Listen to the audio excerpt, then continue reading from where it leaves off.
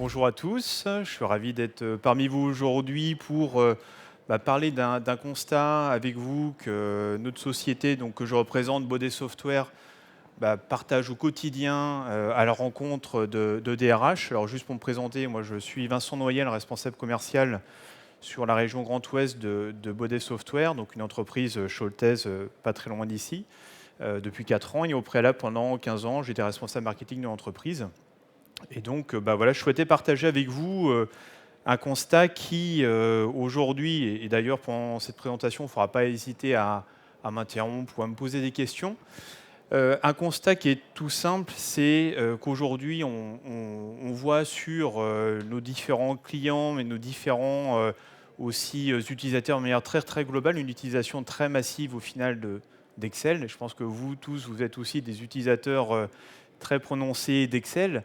Et qu'aujourd'hui, en tout cas, on constate que sur les utilisations autour d'Excel, elles restent quand même assez mesurée, assez restreinte. À partir du moment où on est dans une entreprise, votre Excel va être uniquement que sur votre propre poste de travail et pas forcément partagé, centralisé avec l'ensemble des collaborateurs. Alors, je souhaitais vous montrer par exemple des exemples de ce que l'on peut visualiser au quotidien dans des entreprises. Par exemple, ça c'est un planning Excel qui permet de gérer beaucoup de choses, mais qui reste très centralisé sur un manager, isolé dans un endroit.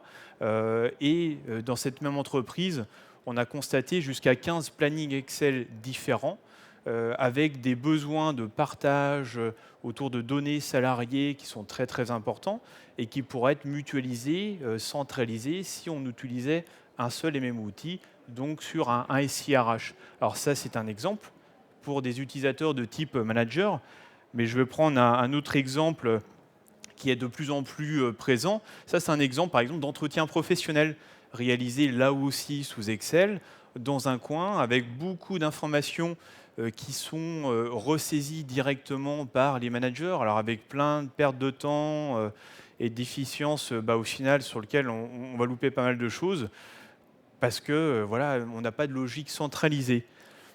Mais au-delà, si je vais même plus loin, on constate aussi, nous, régulièrement, voilà, avec des échanges autour des RH, mais plein d'autres pratiques. Par exemple, des plans de formation qui, là aussi, vont être gérés et pilotés à travers des Excel, qui vont permettre de faire beaucoup de choses, mais qui vont rester, là aussi, très isolés dans une responsabilité, un périmètre, et qui vont être rarement partagés, diffusés avec l'ensemble des collaborateurs.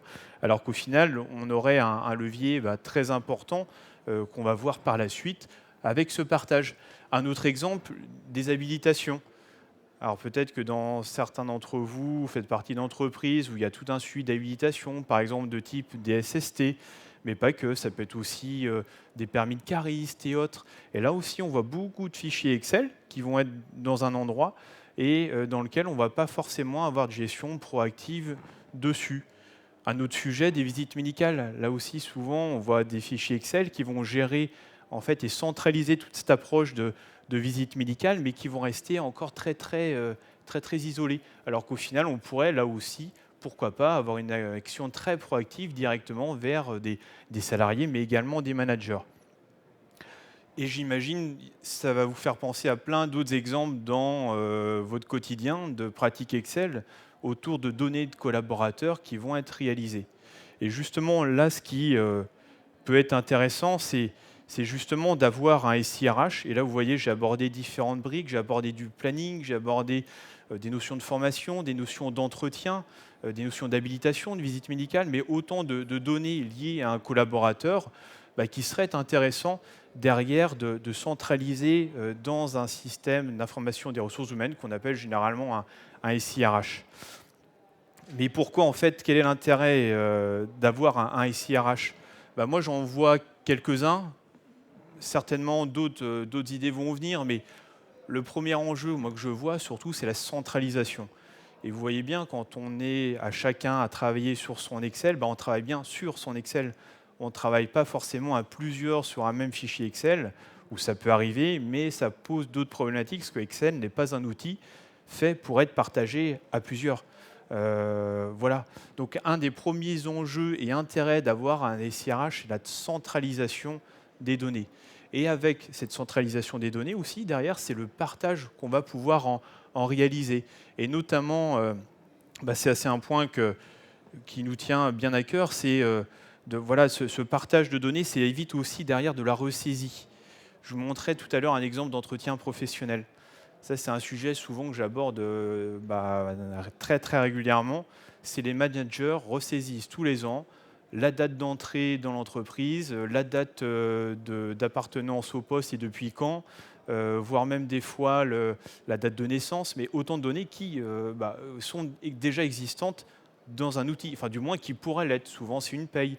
Mais pourquoi pas aller plus loin et éviter ces ressaisies parce que derrière, on a un SIRH qui va remonter automatiquement ces différentes données. Donc un gros intérêt d'avoir un SIRH, ce partage, et derrière, on va pouvoir fédérer autour d'un même outil. Nous, souvent, ce qu'on nous remonte, c'est un outil de SIRH, au final, il est utilisé partout dans une entreprise. Il est utilisé par des salariés, il est utilisé par des managers, il est utilisé derrière par une direction. Tout le monde utilise au final un outil de SIRH. Donc il y a un très très grand intérêt derrière à justement fédérer autour de cet outil. Et puis par extension, si on fédère, on va pouvoir informer sur différentes données autour de la vie des collaborateurs. Donc l'un des gros intérêts aussi dans les SIRH, c'est l'information qu'on va pouvoir diffuser à travers celui-ci. Et puis, je vous parlais d'un exemple de planning, c'est la mutualisation. Les différents plannings Excel qu'on peut retrouver dans dans des services, dans des unités de production, sur des îlots, enfin, on peut imaginer quel que soit le secteur d'activité, c'est la mutualisation des ressources. Et ça, on le voit au quotidien. Si vous avez des fichiers Excel qui sont à droite à gauche, ça ne va pas favoriser la mutualisation de ces différentes ressources. J'ai par exemple un pic de charge sur un service, j'ai un autre service qui est peut-être en sous-charge, il y a peut-être des moyens justement de pouvoir se prêter du personnel et grâce à un outil qui est centralisé, on va pouvoir favoriser ainsi comme ça cette mutualisation, ces prêts, ces partages de personnel, quoi. Donc voilà moi les grands intérêts que je vois autour d'un système SIRH, mais si on focalise après sur des attentes de managers, moi, j'en vois 4 hyper importantes. C'est la participation de ces managers à la vie de leurs collaborateurs, parce qu'ils agissent au quotidien avec eux, et c'est les impliquer dans la réalisation et l'implémentation d'un SIRH. Les impliquer, c'est essentiel, et ça, souvent, nous, on met l'accent dessus. Lorsqu'on on va présenter et proposer nos services, et impliquer vos managers dans la définition de votre périmètre du SIRH, quel qu'il soit. Ils ont forcément plein de choses à vous remonter et derrière, ça sera vos ambassadeurs. Et plus ces managers seront impliqués au sein d'un projet de mise en place d'un SIRH, plus vous aurez d'adhésion forcément derrière. Et quand on parle de remplacer des plannings Excel, si à la base vous ne les avez pas impliqués dans votre réflexion pour justement prendre en compte leur planning et derrière, quand l'outil va être mis en place, s'ils ne se rendent pas compte qu'ils ont la même chose que leur planning Excel, ça ne marchera pas. Donc souvent, par exemple, ça c'est un facteur de clé de succès qu'on met en avant auprès des services RH, impliquez-les. Il vaut mieux les impliquer dès le départ et au plus tôt on les voit, nous en tant que professionnels, on a des solutions qui vont répondre derrière à leurs enjeux. Et on sait aussi adapter nos discours par rapport à ces managers. Et ces managers, ils ont besoin derrière de rapidité. Quand on remplace de l'Excel, l'Excel c'est hyper rapide. Il faut faire la même chose que sur un Excel, sauf que Excel n'a pas de contraintes, il n'est pas centralisé. Donc derrière, quand vous amenez un SIRH, vous allez forcément amener de la contrainte technique, de la contrainte fonctionnelle, mais le manager, quelque part, lui, s'en moque. Lui, ce qu'il veut, c'est que ça tourne aussi vite que son Excel. Si derrière, ça permet de centraliser, ok, c'est bien, mais voilà, il faut que ça aille aussi vite, quoi. Et puis, de l'écoute. Ce qu'attendent des managers, c'est l'écoute de leurs besoins. Et ça rejoint ce que je vous disais, c'est de les impliquer de manière le plus forte directement dans ce projet d'implémentation. Et puis, je voulais attirer aussi faire un focus aussi sur ce qu'attendent des collaborateurs. Nous, ce qu'on voit, dès qu'on aborde ces sujets du SIRH, alors quel que soit le niveau dans lequel on va se situer, si on parle de planning, si on parle aussi d'entretien, c'est de la clarté, c'est de la lisibilité derrière dans l'information qui va être restituée. Si je prends le cas, par exemple, de gestion des temps, c'est je veux être sûr derrière que mon solde d'absence, il est bien calculé correctement ou que mon résultat d'un crédit débit, quand on a des gens qui badgent, qu'il soit correct, des primes, voilà. Autant d'exemples, donc il faut être très très clair dans la restitution d'informations et notamment de calculs quand on est sur un pan du SIRH qui est notamment la gestion des temps. Maintenant, ce qu'attendent aussi des collaborateurs, c'est l'accessibilité. Et je vais prendre le cas, on a de plus en plus de smartphones professionnels, mais pas que. On voit que beaucoup d'usages aussi sont attendus sur des smartphones de type personnel, même s'il y a tout un cadre juridique autour, hein, bien entendu. Mais en tout cas, les salariés attendent d'avoir et d'obtenir des services RH aussi directement chez eux. Je prends le cas toujours de la gestion des temps. Je suis dans le domaine de la production, je travaille en 3-8, j'ai envie de savoir demain, après-demain, si je suis le matin, d'après-midi, et directement depuis mon téléphone, je pourrais le savoir que plutôt recevoir un planning que je n'ai pas forcément pu consulter quand j'étais dans l'unité. C'est pareil dans le milieu médical. Et donc voilà, donc, les collaborateurs attendent de l'accessibilité sur ces différentes informations. Et puis, ils attendent aussi derrière de la simplicité. Je veux avoir la donnée, mais je veux qu'elle soit simple, facile d'accès, très lisible et en cohérence aussi avec les outils qu'on peut avoir. C'est pour ça que je parle aussi de modernité. Je vous montre un smartphone, mais il n'y a pas que des smartphones, il y a des tablettes, il y a, on va appeler des devices, en fait, plusieurs supports sur lesquels on souhaite pouvoir en fait consulter et avoir de la donnée accessible. Donc voilà, donc les attentes des collaborateurs qu'on peut rencontrer vont se situer sur ce niveau-là. Il y en a plein d'autres forcément, mais en ce moment, on voit que c'est énormément d'accent sur ces 4 leviers autour des collaborateurs.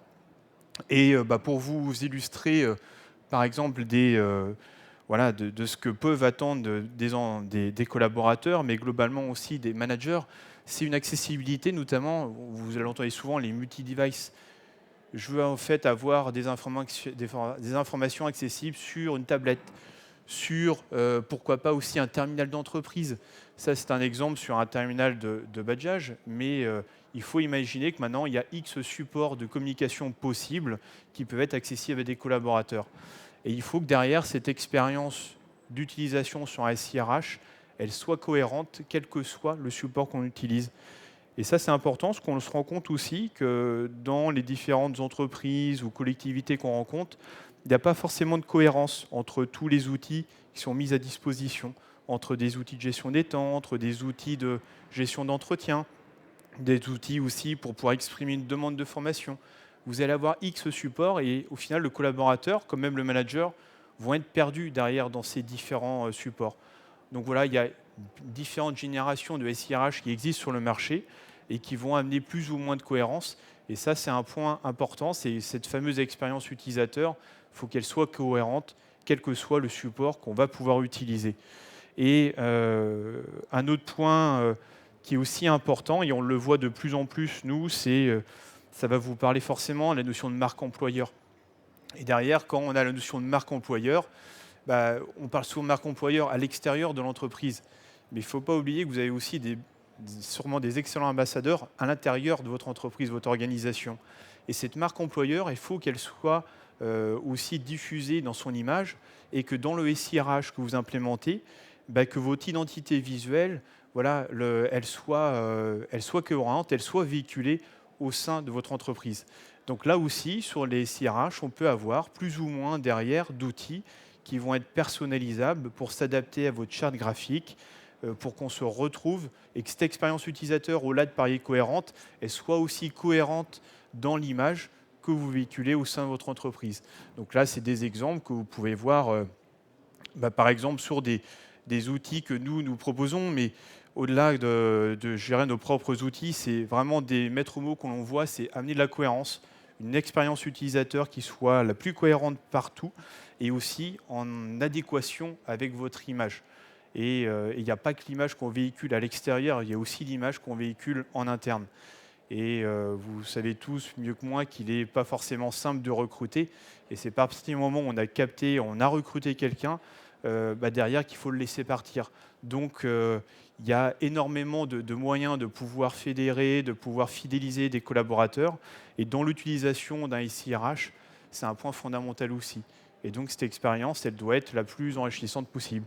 Et je pourrais vous citer plein d'autres exemples, mais il y a aussi beaucoup de processus qui sont décentralisables auprès de collaborateurs et managers, et ces derniers sont en attente d'être beaucoup plus acteurs au final de leurs données au sein de l'entreprise. Donc ça aussi, c'est un point qui est très très important, c'est dans le côté responsabilisation. Il y a une forte demande que l'on constate, nous, au quotidien. Il ne faut pas avoir peur au final de parler de je confie en fait par exemple une gestion d'expression de besoins, de formation directement à un manager, voire même par extension à un collaborateur, parce qu'il sera content de pouvoir vous exprimer derrière qu'il a en fait des besoins de formation sans forcément passer par une hiérarchie derrière, quoi. Avez-vous des questions par rapport à cette vision qui reste très succincte, parce qu'on n'a pas trop de temps, mais est-ce que vous constatez cette pratique aussi d'Excel au quotidien que vous pouvez voir à multiples niveaux sans forcément en étant centralisé? Ouais, je vois des têtes qui sont oui, non, pas trop. Vous avez peut-être tous déjà des SIRH? Non. Donc, on voit qu'il y a quand même encore beaucoup d'entreprises et de PME qui sont encore très très loin d'avoir des niveaux de maturité forts sur ce sujet. Voilà. Je vous remercie. Excellente journée à vous.